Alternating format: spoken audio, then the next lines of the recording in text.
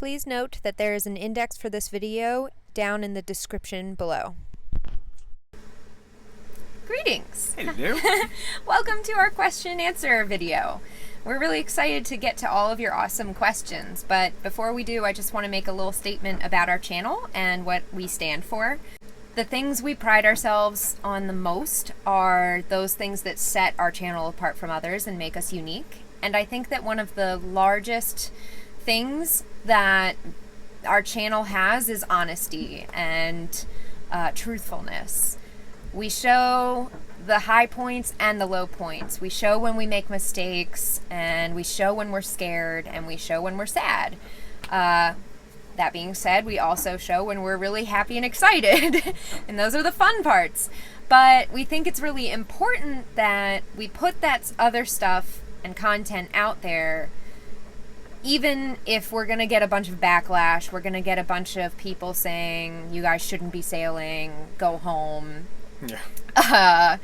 I think it's worth it, just because I view this channel as educational, both for us and for you all, the watchers. We hope that if we do make mistakes, we'll put them out there so that we can learn from them, but also maybe you can too, and maybe you could provide some pointers. You know, we're all learning together and teaching each other. Yep. So, yeah. I also want to thank all of you for posting these great questions. I'm excited to answer them. You had some awesome critiques, too, that we're going to talk about. And, yeah, want to get started? Yep, let's get started. Okay, I'm going to be reading the questions, and then we'll both be answering them.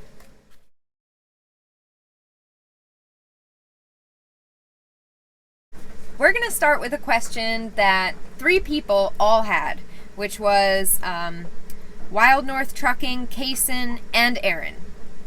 So you guys all asked what our sailing background is. Yeah. Which is a fair question. Yep. So our sailing backgrounds. When I was a kid, I learned how to windsurf, and I rigged the sail onto a kayak. That was about it. And my family was a bunch of powerboaters, so we never cared for sailing. I remember the first time I was snorkeling next to a sailboat, and I asked my dad, what's that giant thing hanging down under the boat? So pretty much no sailing experience. And then when I was in dental school, I decided I want to buy a sailboat and I want to go cruising. So I started studying everything I could. I'd read everything I could about sailing, and I read for 4 years. And then after that time passed, I took an introduction to sailing class, which was a weekend course. And it was just to tie everything together and just make sure I knew what I'd read. And it all made perfect sense to me. And then my third time sailing was when I brought the boat that we live on, Wisdom, across the Chesapeake Bay. And then after I had the boat, as a dentist, I'd work 3 full days, and then Thursday and Friday were half days. So Thursday, when I got home early, I'd go out for a day sail. And then Friday, when I got home early, I'd go out sailing, and I'd come back Sunday night. So pretty much I sailed 4 days a week for 3 years straight. I'd go out in the summer, in the winter, gales, small craft advisory, whatever the weather, I was going out, and I was dealing with it. And learning. And learning a lot. Yeah. Yeah. And then after all those years of sailing, after I'd met Maddie, I met a guy, and I crewed on his boat, and we sailed from Key Biscayne all the way up to Charleston. So that was a straight shot riding in the Gulf Stream. We were 4 days, 3 nights, and it was just a straight shot up. So that was quite good. We were just doing a watch schedule and sailing around the clock. And that was on a Beneteau. Yeah, it was on a 47-foot Beneteau. Mm-hmm. And that really taught me a lot, because he is a cruiser. He sails north in the summers and goes south to Mexico in the winters. So it was a really good experience to just pick his brain on, different scenarios and how to deal with everything. My sailing background is short and sweet. I met Herbie and had never been on a sailboat. He quickly, on the first date, told me about his living situation, Yeah. which was in a sailboat. And I moved in with him. And honestly, I've been learning pretty constantly ever since. The first time we ever went out was just for fun, and then I immediately started learning terminology. So we went on a month-long trip, and that's where both of us gained the most sailing experience I think we have. We were we went from Baltimore all the way down the Chesapeake Bay and out into the ocean. And we made it as far south as Kitty Hawk offshore. Yeah. So turned around and came back up. Yeah. So that was like the biggest experience, and then other than that, just short little sails. Okay, so that kind of sums up our experience. So for me, it would be 3 years of experience. For Herbie, it's 5. Yep, plus 4 years of study. Yes, plus 4 years of rigorous study. Yeah. Our next question is from Wild North Trucking, once again. How long have we been together? And that's easy. 3 years. 3 years. We met in 2014. Yep, Tinder. On Tinder. And immediately hit it off, and then we got married 2 years later. And now we're sailing a year after that. Yep. What is the year, make, and model of the boat? Yeah, so it's a 1968 Morgan 45. It's not the big fat Morgan that you see in the BVI as a charter boat. It's the old style. So the boat was originally designed as a rule beater for the Whitbread race, which is a round the world single-handed race. So it is a capable boat. It's a full keel and with a attached rudder at the end of the keel. And highly overbuilt. And yeah, exceedingly overbuilt. It's cut a rig and it's ready to roll. Yep. The next question is, how long have we owned her? And how many owners has it had? And the answer is Herbie's had her for 5 years. Yep, and I'm the second owner. Has she had any upgrades? Quite a lot, yes. Most of which you probably know about. The biggest one's probably the electric motor, which we will talk about later. Yep, and the other is the synthetic rigging, which we will also talk about later.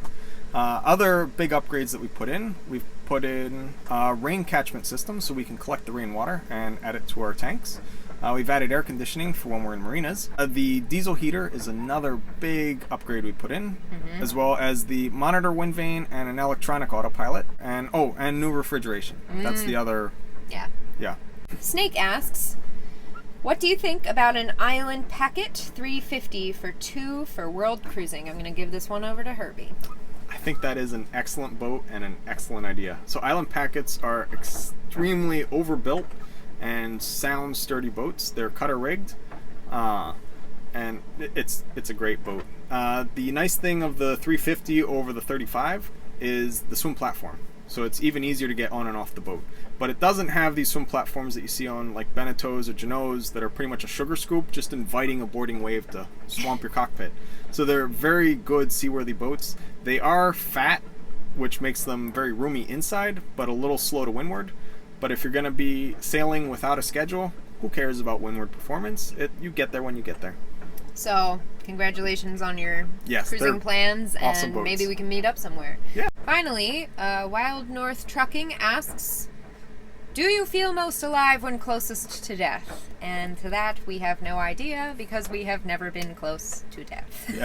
I've had in those Honestly, situations. like, in the past, we'll talk about it, but in the storm, we were not in a whole lot of danger. We were, as some people put it, quite melodramatic. But couldn't help it because that's how we were feeling. But we didn't feel like we were going to die. Yeah. We just felt I was sick and miserable, and Herbie was miserable, and it was more it's annoying. just like not fun. Yeah. Now we're gonna get to the storm section of this video, and there were 4 main points that people hit on with their questions, so we're gonna go through them kind of in sequential order here.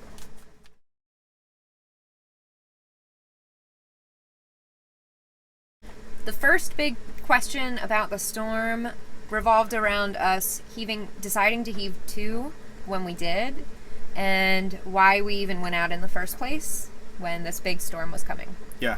So, to start off, there is a huge delay between when the video is filmed and when it's released. So the big storm that I believe a lot of you guys were talking about, we were actually in port for because it was there and we knew about it and we got out of its way. When we left Deltaville, which is 40 miles north of the mouth of the bay, we were only able to see out 180 hours for the forecast, which is about 7.5 days. Now, when we looked at the weather, it was going to be all good weather and then a small gale for a couple days blowing 20 to 30 knots in the wrong direction. And then after that, it was going to be clear sailing from there on. So when we looked at it with the information that we had at the time, It made sense. yeah, it was like, all right, we'll head out. Or we can either beat into a 20 to 30 knot wind, which is not really that fun, and come up on the Gulf Stream during all that, or heave to, wait for it to pass, and then the Wednesday after the storm, the winds are actually going to be, well, forecasted to be 10 to 15 knots from the west, which would have been ideal for crossing the Gulf Stream, where we were at Cape Hatteras, and then continue on down to the Bahamas. So That didn't happen. that didn't happen. To sum up, we were told by the weather forecast that this little gale was coming. We knew it was coming. Yeah. We hove to because we figured it would be better to just sit, wait it out for 2 days, and not be trying to beat against winds that were coming at us from the wrong direction. Yeah.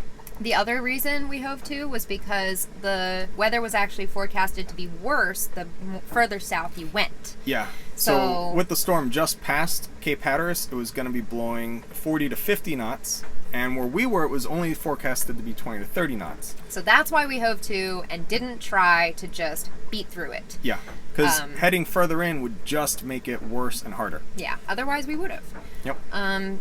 Yeah, 20 to 30 knots is actually not bad for sailing. Yeah. We just reef the main and fly the staysail, and we're good to go. And the boat handles it fine. So we had 10 to 15 knots on a broad reach heading down, and then we're going to have 2 days of wind on the nose followed by a beam reach. So we decided we'll be on the broad reach, we'll heave to, wait while the gale goes by, and then continue on a beam reach afterwards. Now, That was of the course, plan. yeah, as you saw, none of that happened. The storm ended up being far stronger than it was predicted to be, and it lasted far longer than it was predicted to last. So we got stuck. So we just wanted to talk a little bit about coastal versus ocean weather windows, because that was another thing that people were kind of critiquing us about. Yeah, so people were saying that why would you go out if you saw there was going to be bad weather? So a coastal cruiser will pull into port when there's any bad weather being forecasted. And for them, a weather window means total clear weather from point A all the way to point B. That's great for coastal cruising because point A to point B is probably a day or less away. Ocean sailing, a weather window is actually clear weather for 48 hours so that you can get 2 days away from shore. That way, on day 3, you can get hit by a gale and heave to and have plenty of seaway to drift in. So it's a huge difference between coastal cruising and ocean cruising, and I think that the people who were critiquing our decision and when we went and how we managed it were coastal cruisers who've never actually been out in the ocean and don't really know what it is to plan a long passage offshore. Now, Thomas asked, do you think the recent stormy weather was underestimated? And I believe we answered that. Yes, absolutely. Yes. So that wraps up that segment, and now we move on to the motor.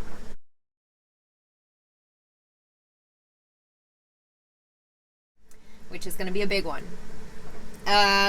So big criticisms and critiques included the fact that we doomed ourselves the second we took out our diesel motor and put in the electric. And we really went into that in episode 32 when we talk about our decision to switch to electric, and we do not regret it.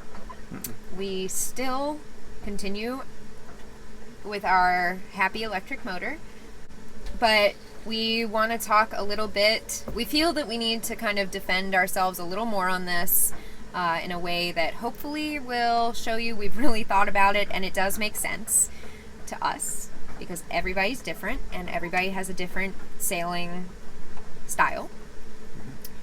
We want to address specifically the claim that a diesel motor would have saved us in the storm. Yeah. So I'm going to go ahead and turn this one over to you. All right. Yeah, so a diesel motor won't change the weather for you. And the other big thing, people talk about you'd be able to motor through the storm. This is a sailboat, not a powerboat. The diesel motor that it came with produced 29 horsepower for a 34,000 pound boat. it's not going to power it through that. So if we had a diesel motor, say we had a modern sailboat, which sadly a lot of sailboats aren't designed for sailing, they're more designed for marina life, and then since they don't sail well, they then put like 100 some horsepower motor into the boat, and you're good to go. When we switched out the diesel for the electric motor, I was actually told I should put in at least a 75 horsepower motor for the weight of the boat. So obviously the diesel motor that it had was severely undersized. And the reason is, it is a sailboat. An auxiliary diesel powered sailboat. Which is super heavy. Yeah. And meant for sailing. Yeah, so in calm, flat water, the diesel motor used to push the boat along at 7 knots, and that was it. The electric motor can do the same, and we used to cruise around because of fuel economy reasons. We'd run at about 3 to 4 knots. With the electric motor, we run at 2 knots. That's it. The diesel motor did have range, a lot more range than the batteries do, but we carried 80 gallons of diesel. So if we had the motor at full speed through that storm, we would theoretically have 40 hours of motoring, which would get us not very far, about 240 miles. The same problems Yeah. apply. I mean, with the electric motor, you run out of your charge. Yeah, but And with the diesel motor, you run out of diesel. Yes, but the electric motor you can charge up again by sailing fast and Yeah. regen and the solar panels. Diesel, there's no fuel docks out in the ocean. And the reality of it is, we had plenty of we had full charge out in the storm. If we had wanted to use our motor, if we had thought that that was the safest option, we could have. Yeah, and we actually did use the motor from time to time in the storm. There's a part where Maddie's talking and you hear the propeller spinning up. We use it if we're trying to tack or something. We can just give it a little power and power through a tack, and it's really convenient for that. But it's not going to get us anywhere we need to go. And we needed to move 80 miles through really heavy weather. There's no way a diesel would have been able to do that. And then the other problem is all the sloshing in that storm would have stirred up any scum that's in the diesel tank, and we would have had a clogged fuel filter in maybe 10-15 minutes. I think that anybody who needs to rely on a motor to get them away or through a storm is going to have problems, because I think the safest thing to do is be prepared with the knowledge of what to do with your sails in a storm to keep yourself safe, which is what we did. We hove to, and when we needed to, or when the opportunity arose, we did end up sailing through the storm to safer harbor. Yep. Okay, so specific questions about the motor. We have Sean asking, will you consider increasing power, or do you plan on living with the drive you have now? So we like the drive we have, and we plan on continuing with it. But we did get a generator. Yeah, we got a Honda 2000. That way we can have more range, because from where we are in Hatteras, we're going to go through the ICW somewhat. Which is almost all power. Pure motor, yeah. Yeah. So with the generator, we'll be able to motor along at about 4 knots for much longer.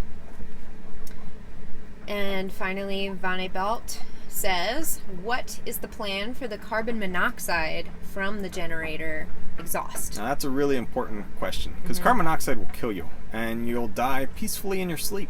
Our plan with the generator is it's going to be in the cockpit, throwing out all its fumes, and we will be outside as well.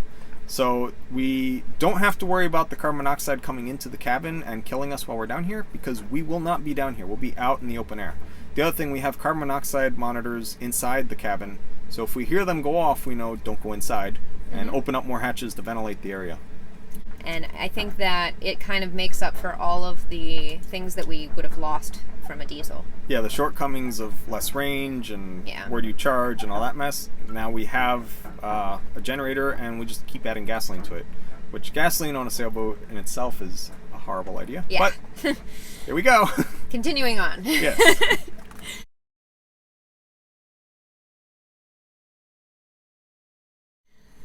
Okay, now we come to the other really big problem of organization.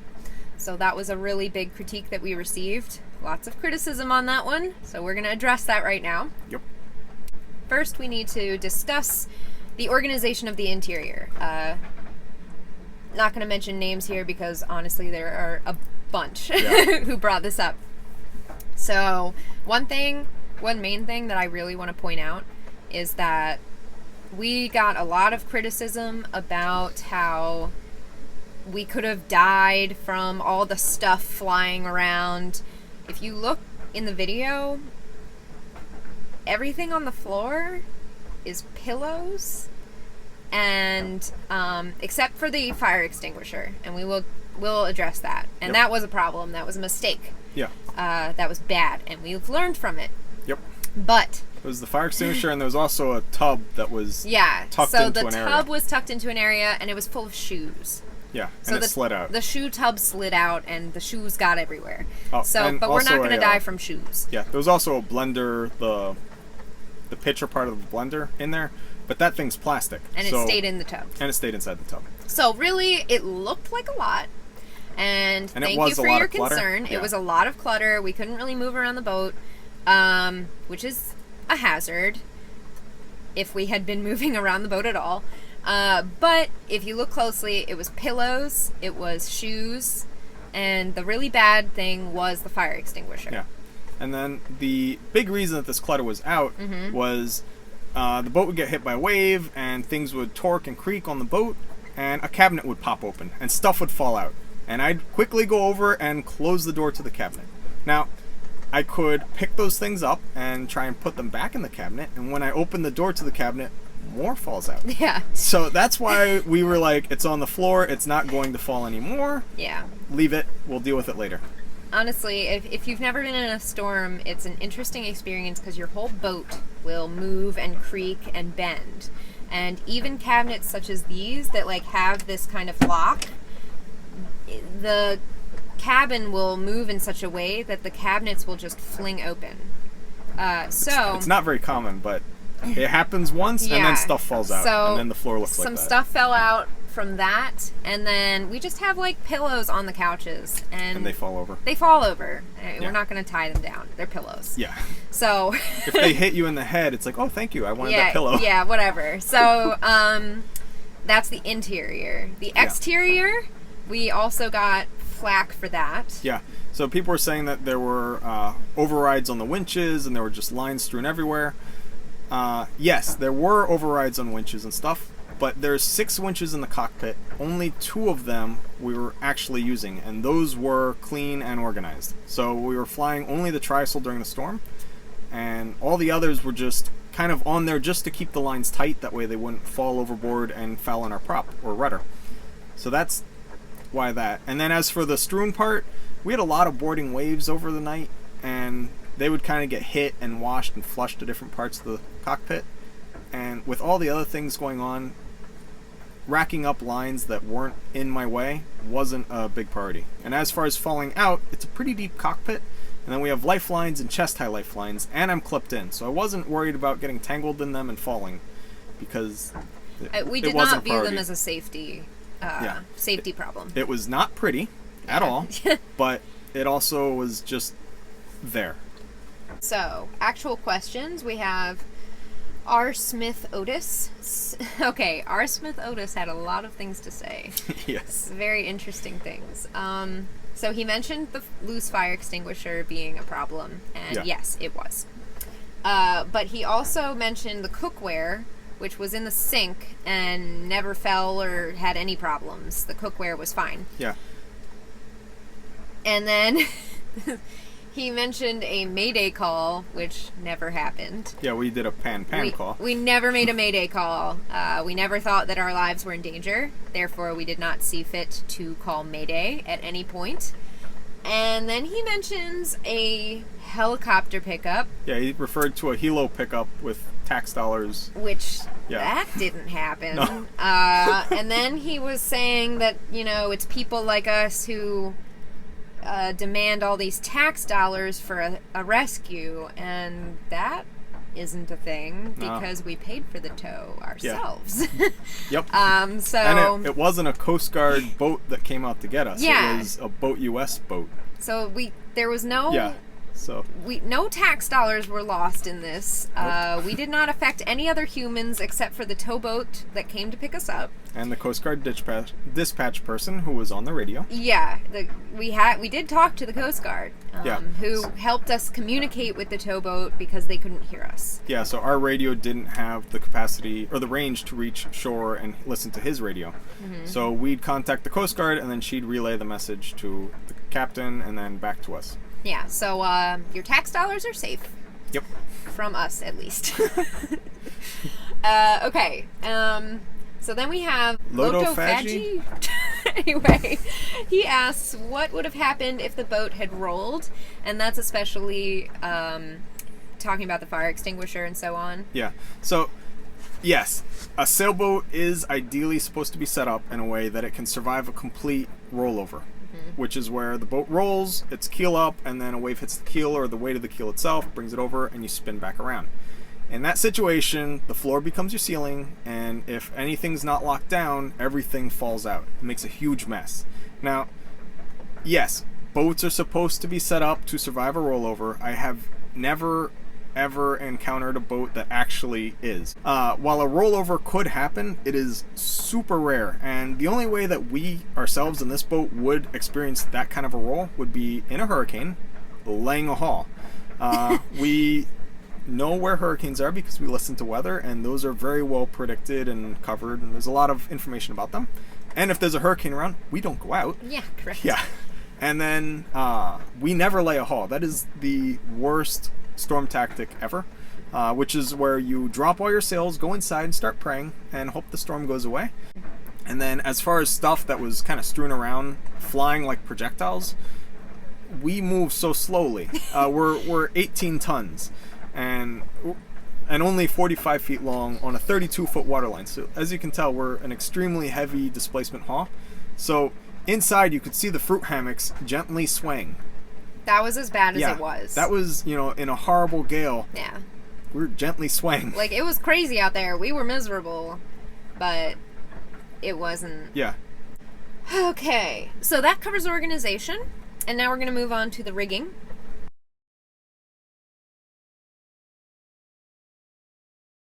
Synthetic rigging. It's another thing that sets our boat apart from others, and it's another thing we're proud of. And it got attacked a lot. Yeah. Because that was ultimately the reason we needed to get a tow. And so understandably, people had questions. Dude Nat says that we failed ourselves with the synthetic rigging. And why would we advertise a product that fails in a crunch? Yeah. So, I'm a dentist. And in the medical profession, if you find results of something, you say what the results are, good or bad. Because everyone is trying to learn and better themselves. And if you hide the bad and don't tell anyone about it, and then just falsely promote the good, you're lying and you're going to hurt people. So, I carry that over to this. Like, if I go to buy a product at a boat show, I would love to know the good and the bad, because everything has a good and a bad. Yeah. Everything. So therefore I show all the bad that happens with synthetic rigging. So it has its bad, but honestly for us the good outweighs the bad, and we don't view it as the synthetic rigging having failed us. In this situation, the reason that the chafe happened was because the anchor broke loose of its holding and chafed it. If the anchor hadn't broken loose, the rigging would have held beautifully. And we would have just continued sailing like we always do. We wouldn't have had any problem. The problem was in the chafe. And while anchors are supposed to be stowed properly, we thought we did.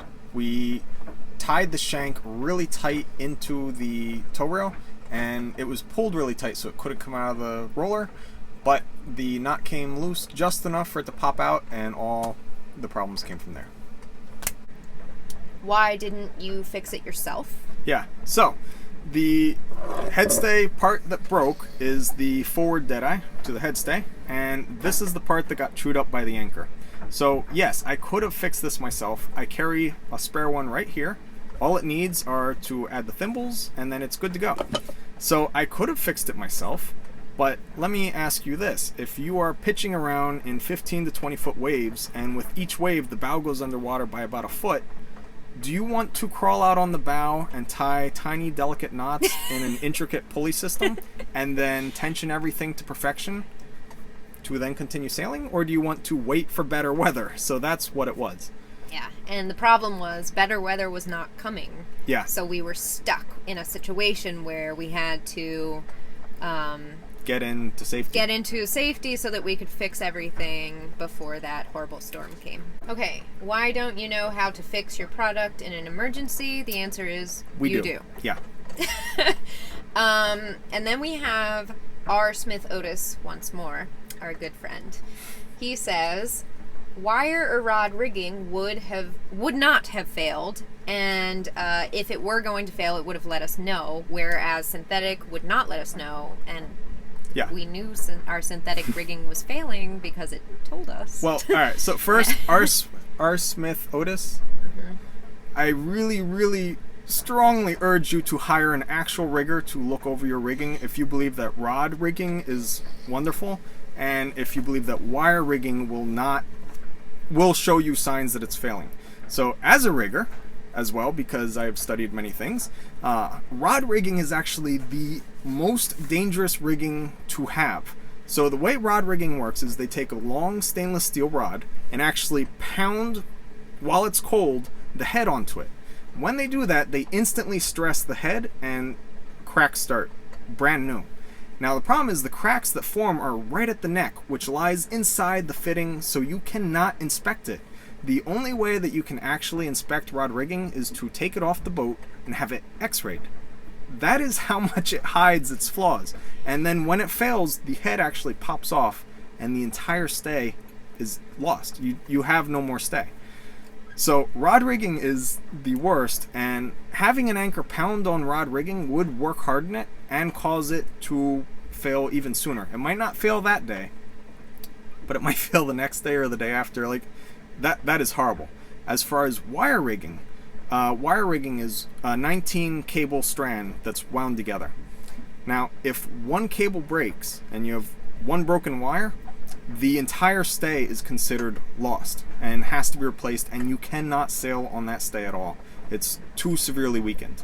So, if you have a 65-pound anchor with a very sharp corner on its shank sawing on a wire, you know one's going to break and you would be totally in trouble. That, and then the other problem with wire rigging is it goes into the terminal and it's actually crushed when they swage the fitting, and right there it creates a whole bunch of stress on the stainless steel.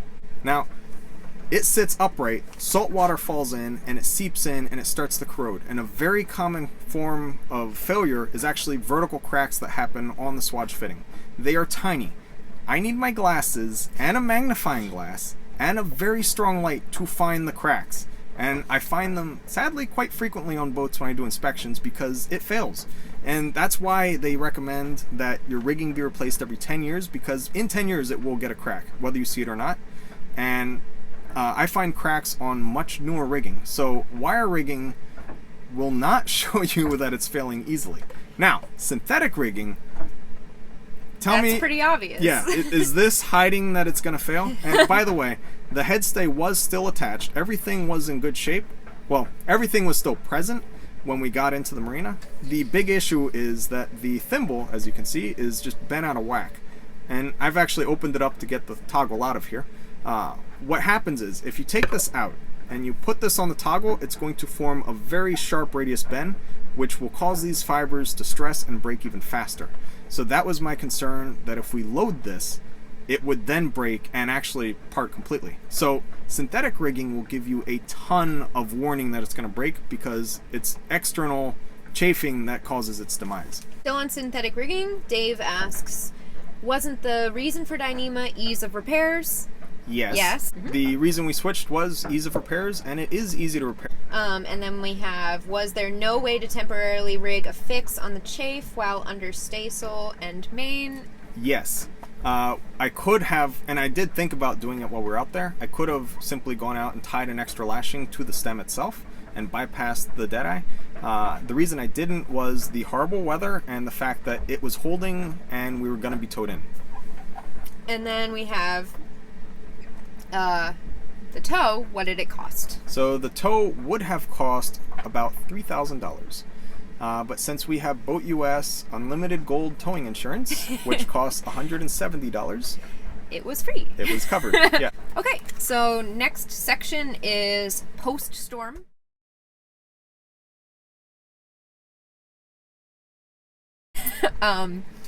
Joe asks, how wet was your boat before versus after? I got this one. Yeah. Very.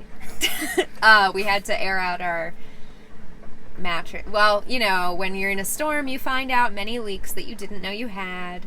So, everything was covered in salt water. Our mattresses were completely covered in salt water, so we had to put those on the deck to dry after we washed them with regular water. And so, yeah, everything was soaked. It was a big, salty mess. He also asks, what is your opinion of the electric motor now? And I think we covered that. Yeah, we still like it. And do you miss stable ground, or do you get used to the constant motion? Do you have a stronger core? We weren't really out that long, honestly, and we were liveaboards before this. So he's been living aboard for 5 years. I've been for 3. Honestly, stable ground. So We didn't miss the stable ground. We just missed not throwing up. And then as for the core, yes.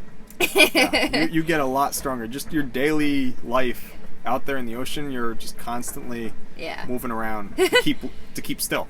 It's true.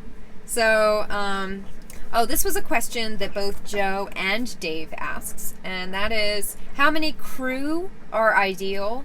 / in hindsight, would it have been better if we had had more crew? No. So more crew would have simply meant that we would be more cramped in the same space, and when our bed got completely drenched in salt water, we had to switch to the quarter berth, which was our only other bed. Yeah. So we would have been 3 people in getting really cozy in a one bed.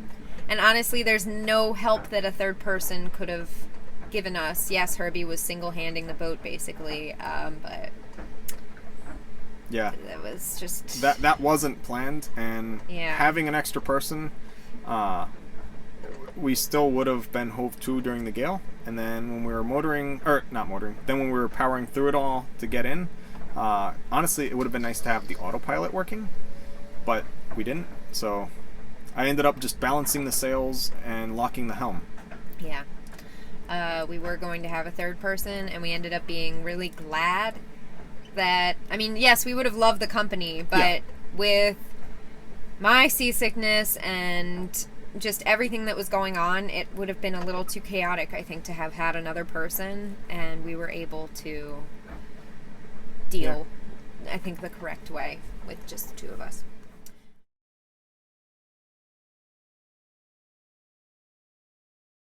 Along the lines of the seasickness, a lot of people comment, a lot of very helpful and great comments, by the way, about the seasickness. So thank you for all of the awesome tips.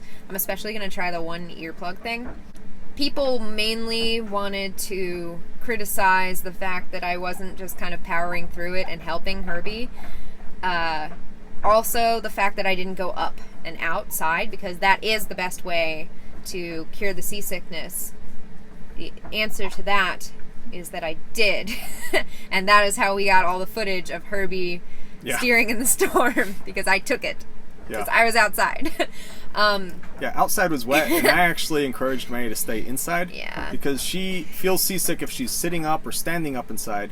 But if she lays down, she feels okay. That's why I was okay when I was lying down, so that's why I filmed everything in that quarter berth. Thank you for all of your concern with that. I definitely tried everything that was at my disposal at the time. Can't wait to try that earbud thing. But I don't expect to be that seasick again, considering our new plans for the ICW. Yep. Okay. We have Joe again asking, if you could have a storm do-over, what would you have done differently? Which also goes with Jasper's question of what are you going to change after this, I think. Yeah. So, a storm do-over, we would have continued sailing before where we had stopped and pulled in to the Hatteras Inlet. Probably get towed through there again because there's no way we would have made it. And while we were being towed in, we ran aground multiple times and the towboat just like dragged us along the bottom. We would have gotten into a safe inlet and not stayed out in the storm. That would have been our big thing. I think that with hindsight, 2 other really big things we would have changed or should have changed were Herbie's eating habits. Yes. And drinking habits. Water, yes. Mostly the drinking. I think Herbie should have eaten and drank a lot more. Yeah, I wasn't hungry. That's and kind of on thirsty. both of us for not making him do that. So that was a big mistake. Yeah, it was honestly the survival stress that I just wasn't consuming anything. So now we know when we go out, like if we're in a stressful situation, force drink, force eat. Yeah. So that was big, and then the other thing is the fire extinguisher. Yep. Just tie them up. Tie it up.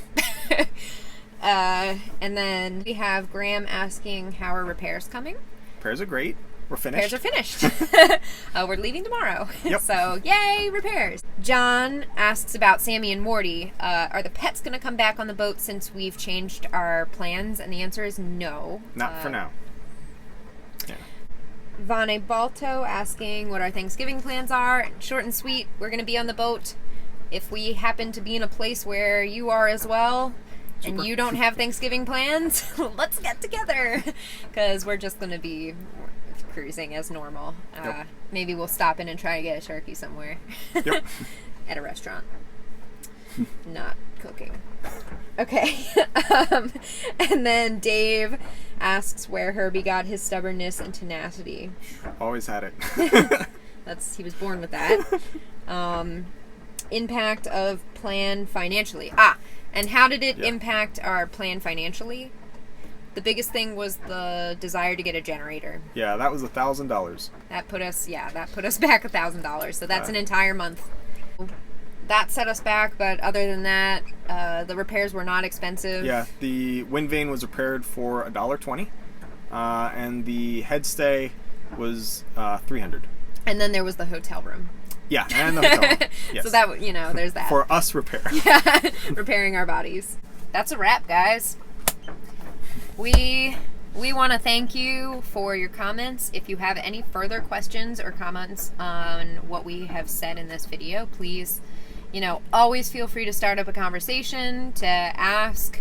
We really appreciate polite criticism. Yeah. Yeah, the haters were a bit hateful. Yeah, we expected some doozies, and we got them from that video, but it was really overpowered by the support and kind words from others. So on any of our videos, if you ever have comments or questions, please feel free to ask. We love talking cruising. We love talking about our own methods, defending ourselves, learning new things, fixing our ways, whatever. So it's a constant improvement. Yeah. And a learning process. For everyone. So thanks so much, and can't wait to put out that next video about repairs.